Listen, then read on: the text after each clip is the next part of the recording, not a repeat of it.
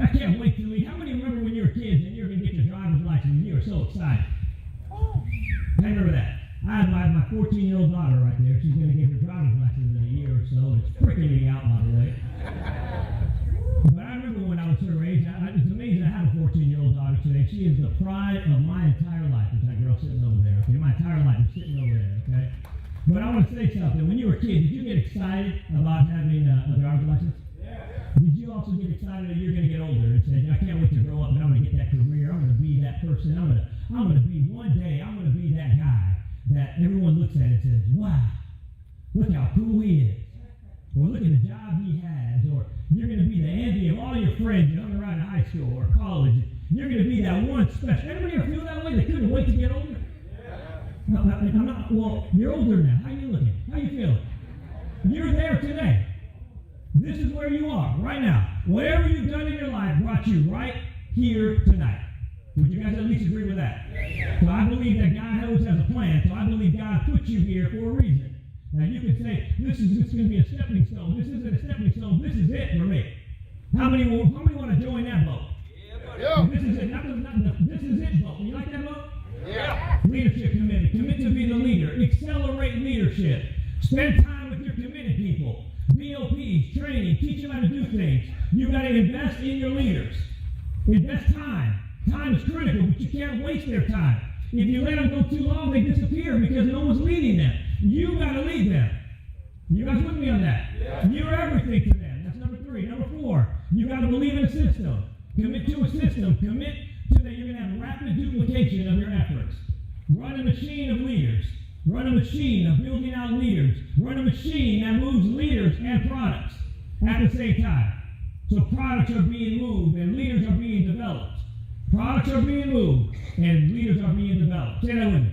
Products are being moved and leaders are being developed. Wonderful. So that's number 4. Number 5, match-up commitment. This is a big one. Write this down on your paper. This is the critical one. I'm going to try to get into a little bit. I don't want to take too much time. I'm like the last speaker, so I'm going to try to get as much as I can. But match-up commitment. Does anybody even know what that means? Everybody say match-up. Match-up means this. Is it possible for a company to recruit too fast? Absolutely. That means if we have a lot of people coming in, right, but we have very little trainers trained to filter out the products coming in, then you could have a problem. Does that make sense? So you could be recruiting at the highest level, but if you don't have enough trainers training. Now, as a company, we may have enough trainers, but as your organization, you may not. So let's say it's you, and you don't have a license, but you recruit 25 people, and all of them have 3 training sales, but you don't have a license. What match-up means is that you match up with a trainer no matter whose team they're on. That means, let's say Al Allegre. Me and Al Allegre are friends. Are we friends, Al? Yeah. We're friends, right? Me and him are like twins. Is that right? Me and Al, right? Now, Al, his team is in Southern California. Our team is in Northern California. Is that right? Now, let's say I have a team member in Southern California, but I live in Northern California. They call me and say, Jeff, can you do a sale for me? I said, well, I'm in San Francisco right now. Can I really do her sale in Southern California?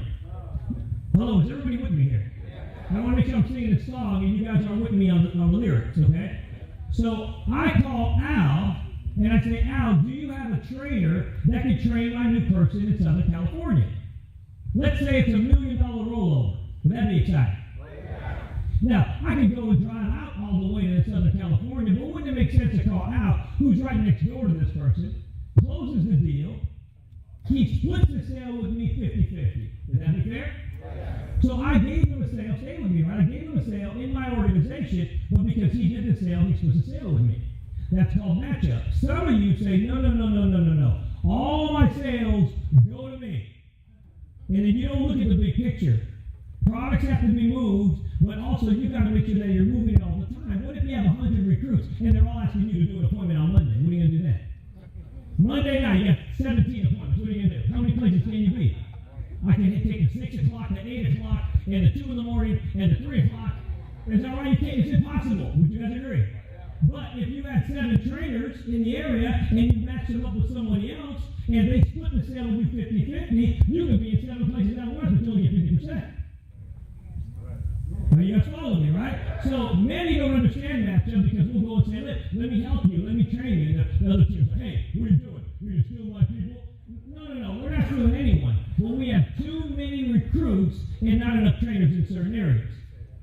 And so, number one, you've got to be a qualified trainer so that we trust you to give you an appointment. If I give you an appointment and you mess it up, that's probably the last appointment you're going to get. Which makes sense, right? So you want to make sure that you're good and you're a trainer and you've been trained. So I would suggest in matchup, you guys join a trainer's meeting and train your team on a uniform presentation on products. Everybody said it with a uniform presentation on products so that everyone can learn the same thing. So when you go to different locations, could you imagine, let's say that me and Roy do an appointment and with my trainee. So my trainee goes out with me and I do this presentation. He goes out with Roy does another one. Then he goes out there and Antonio, he does another one. So they've seen how many different presentations did my trainee see? So she gets up on the fourth and says, I don't know if I can do this. And they had like 4 different presentations I learned in a week. Does that help us? No, but if you heard the same presentation, Eric, Roy, myself, you think the trainee is now learning. That's what a matchup means. So you've got to have a commitment to matchup. You need to understand that you cannot do it by yourself. That's one of the secrets of our business that many don't even know, because in the industry out there, it's a selfish business. That's mine and me and Lo. That's it. That's where agencies only have a little place in a little city. You guys follow me, right? So matchup commitment. Number 6, you got to commit to being positive and excited all the time. How's that? My favorite one. Be excited all the time. You're walking around pumped up every day. Like I don't know, some of you walked in here like this is a job, like this is a funeral. I mean, you don't get off work, you come here and feel like you're at work. Would you guys agree? Feel free when we play music to move around a little bit. Like, how many of you go to a wedding and you hear a song, and you know you like a song, but you're trying to hold it in because no one's dancing? So you're like in your seat.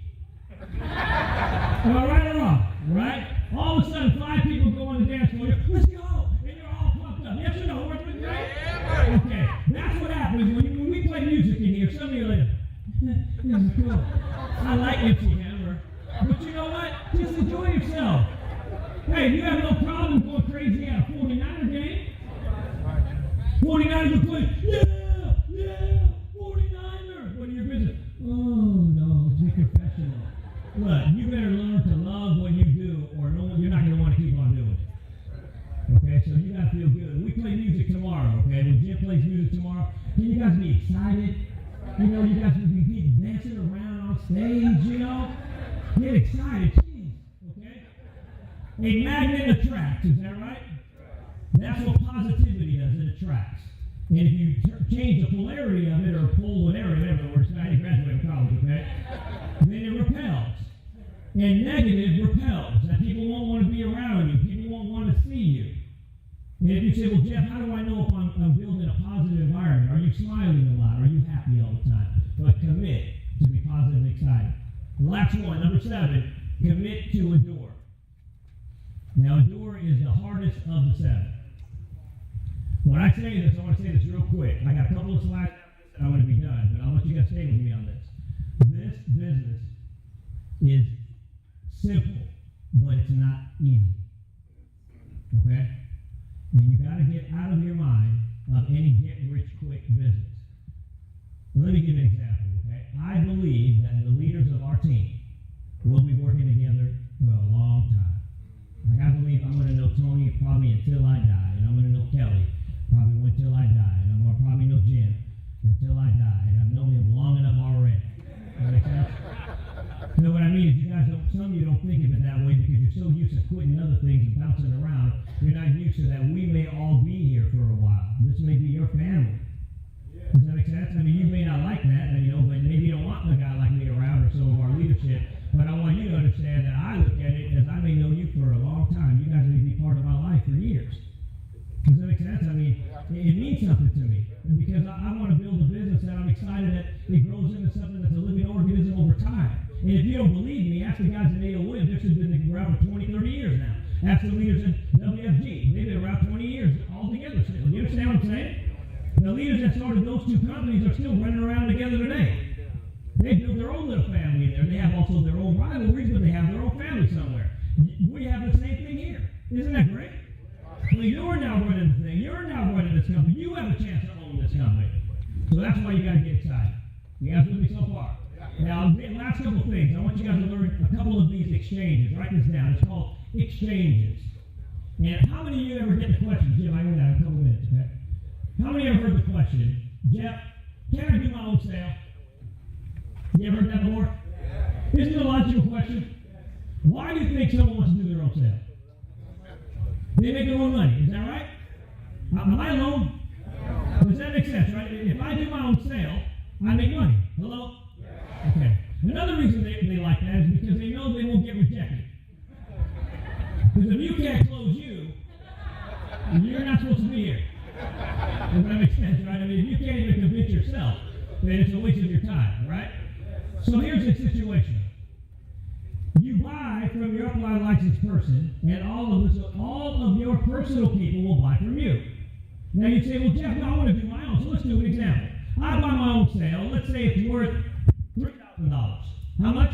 $3,000. So how much did I make? $3,000. But now I recruit 6 people. Now there's a rule out there called monkey see, monkey do. So now my 6 people, what are they going to say? I'm going to do my own sale too. Because you can't say, no, let me do your sale. Did you do your sale? No. I want to do yours though. That doesn't work. Does that make sense? Okay, now, if you give your sale to the person that invited you, right, who recruited you, how much did you lose? Say $3,000. Does that make sense, right? But if you recruit 6 people, you get 6 sales versus your 1. So what would you rather have? Your own 1 sale? You can only sell yourself once. Once you're done, what am I going to do now? I got another prospect list. Yeah, it's my other side. You only got 1. So once you're done with you, it's over. It's done. I mean, you got to follow me, right? So the only sale you can do now is everyone you recruit. So if you recruit 20 people, that's 20 sales. You guys got it? So understand, personal exchange. Next is a market exchange. You have to put a prospect list together. I know we talked about that earlier. Now your prospect list, if you're new, is supposed to have your trainer going through that list with you so he can train you on how to do the presentation. Let me give an example. You don't know you want to do this business until you actually do your business. Tell me if I'm wrong. Okay, that means you don't know if you like our business until you're actually at a table with a husband and wife, belly to belly, and you see a transaction being done. Until then, it's all make-believe. Are you guys with me, right? So if you go with me, let's use an example. Let's pretend Eric Antonio is an expert. Would you consider Eric, who's been in this business for 5 years? Let's see, 20-something years, right? 20-something years. You think it'd be an advantage for you to go out with Eric Antonio on a presentation? Why?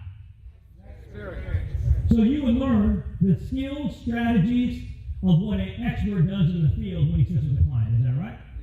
So you get to sit there, you watch him, you don't say, by the way, as a trainer,